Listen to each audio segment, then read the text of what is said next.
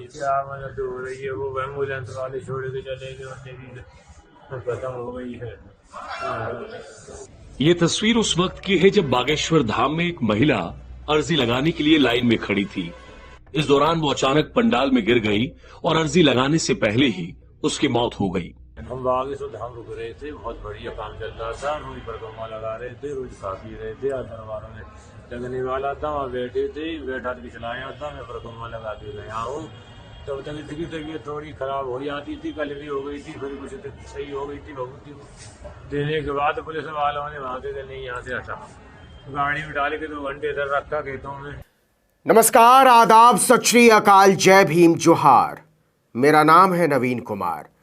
फिरोजाबाद की नीलम देवी बच सकती थी अगर उनका पति बागेश्वर धाम के मूर्खाधिपति के चक्कर में पड़ने की बजाय किसी पढ़े लिखे डॉक्टर और अस्पताल के पास गया होता। नीलम देवी की हालत लगातार बिगड़ती जा रही थी और उसका पति बागेश्वर की पर्ची निकलवाने की इंतजार में था। वही पर्ची जो एबीपी के रिपोर्टर ने निकलवाई थी, वही पर्ची जिसके निकलने के बाद चैनल के पत्रकार ने बाबा का जयकारा लगाया था, वही पर्ची जिसकी सच्चाई साबित करने में टीवी वालों ने सारा जोर लगा दिया था। सोचकर देखिए कि बीवी की किडनी फेल होती जा रही थी और देवेंद्र सोच रहे थे कि बागेश्वर का धूर्त जो अपना जुकाम और पेट दर्द नहीं ठीक कर सकता, वो किडनी ठीक कर देगा।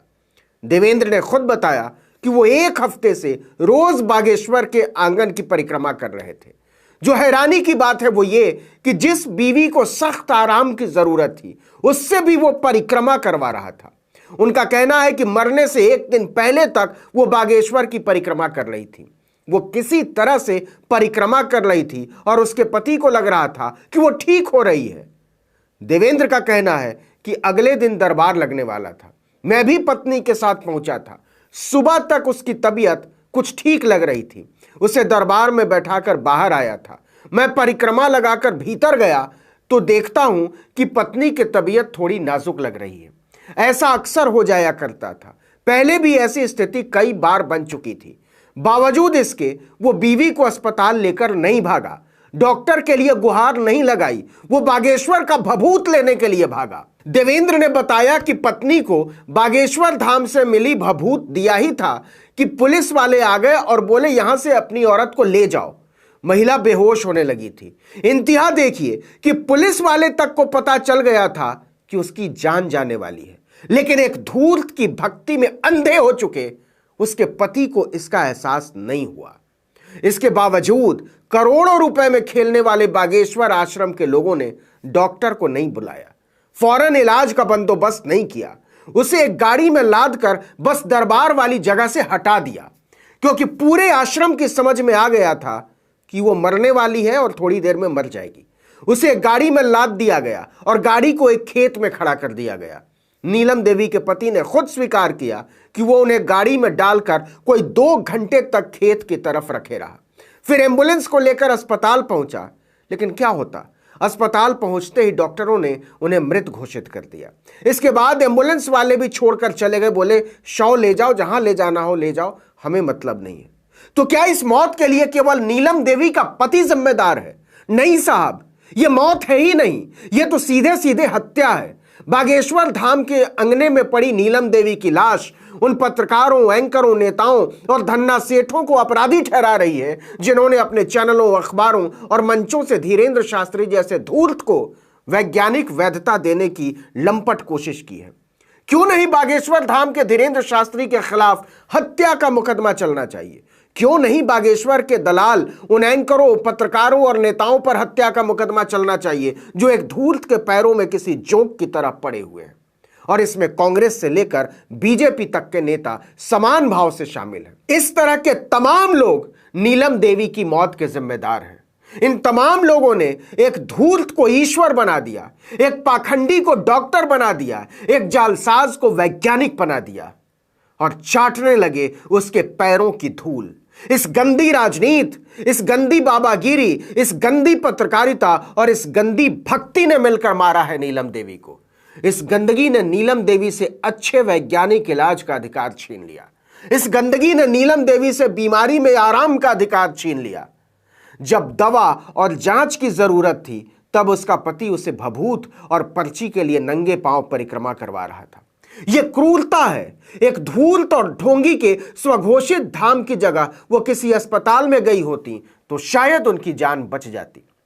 अब किसी चैनल का जालिम पत्रकार, कोई मूर्ख एंकर इस धूर्त बाबा से नहीं पूछ रहा है कि बागेश्वर की बांगड़ बिल्ले तू इतना ही चमत्कारी है, इतना ही त्रिकालदर्शी है, तो तुझे पता कैसे नहीं चला उस औरत को इलाज की जरूरत है, आराम की जरूरत है, वरना उसकी जान चली जाएगी। कोई धूर्त और मूर्ख एंकर नहीं पूछ रहा है कि हे पाखंडी, तू इतना ही परोपकारी है तो तूने समय रहते उसकी पर्ची निकालकर उसे चंगा क्यों नहीं कर दिया। वैज्ञानिकता के दुश्मन सारे धूर्तों और मूर्खों की जमात को अब काट मार गया है। सबको सच पता है, लेकिन सब अंधों की तरह बागेश्वर धाम के बांगड़ बिल्ले के तलवे में बैठे हैं। एक मूर्ख, धूर्त और जालसाज का इंटरव्यू ऐसे लिया जा रहा है जैसे वो स्वामी विवेकानंद हो।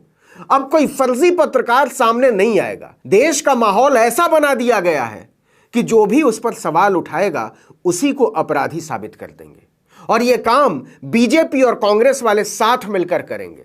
उसने दिखा दिया है कि मीडिया, सत्ता और विपक्ष सबको साथ लेकर चलने का जैसा हुनर बागेश्वर के बांगड़ बिल्ले को आता है, वैसा किसी को नहीं आता। सबको वो अपने जूते के तल्ले के नीचे रखता है, जिसको आना है चरणों में आकर बैठ जाओ। लेकिन क्या अब भी कोई सवाल उठाएगा? क्योंकि ऐसे धूर्तों, मूर्खों और जालसाजों का फरेब गरीब लोगों की जान ले रहा है। अगर बागेश्वर का बांगड़ बिल्ला इतना ही बड़ा संत होता ना, तो आज अडानी उसके पैरों में पड़े होते कि हमें और बर्बाद होने से बचा लो, हमें हिंडनबर्ग से बचा लो, हमें जेपीसी से बचा लो। श्रीहरिकोटा और भाभा एटॉमिक रिसर्च सेंटर वाले भी उसके आगे हाथ जोड़कर बैठे होते। मैं तो कहता हूं कि बागेश्वर के बांगड़ बिल्ले को एक हेलीकॉप्टर में बैठा दो और पायलट पैराशूट पहनकर कूद जाए कि अगर तुझे इतना ही ज्ञान है तो उड़ा ले हेलीकॉप्टर और बचा ले अपनी जान, वरना आसमान से ही लोगों को बता कि मैं धूर्त हूं, जालसाज हूं, भगवान के नाम पर लोगों को ठगता हूं।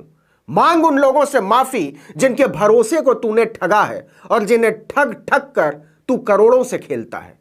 लेकिन हम ये भी जानते हैं कि ऐसा नहीं होगा। न एंकरों को शर्म आएगी, न रिपोर्टरों को, न चैनलों के मालिकों को, न संपादकों को, न बागेश्वर के धूर्त के पैरों में लौटते हुए नेताओं को। इसी को कहते हैं सब पता होते हुए भी आंखें मीच लेना। लेकिन अब यह जिम्मेदारी हमारी और आपकी तरह के लोगों को लेनी होगी, क्योंकि ढोंगी को भगवान समझकर जिंदगी खोने वाले कौन हैं? सोचिए जरा।